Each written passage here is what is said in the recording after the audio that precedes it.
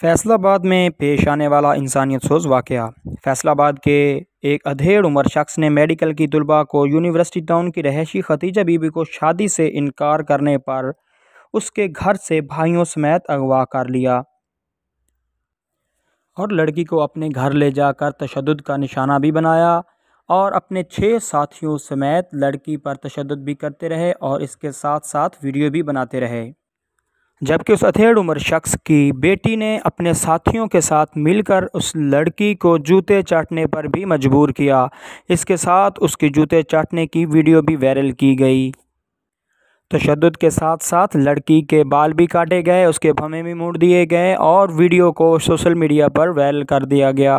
Video की viral होने के बाद पुलिस ने एक्शन लेते हुए 6 अफराद को गिरफ़्तार कर लिया, जबकि लड़की ने यह बताया कि मेरी दोस्त और उसके साथी 6 अफराद ने मिलकर मुझ पर तशद्दुद किया और मुझे मेरे घर से मेरे भाइयों समेत अगवा किया गया। मुझे अगवा करने के बाद अपने घर ले गए और वहाँ पर अपने साथियों के साथ मिलकर मुझ पर तशद्दुद किया, मेरे बाल काटे गए और मुझसे जूते भी चटवाए गए। इसके साथ ही मुझे इस बात की धमकियाँ भी मिली कि अगर तुमने हमारी बात ना मानी तो हम तुम्हारी वीडियो सोशल मीडिया पर वायरल कर देंगे।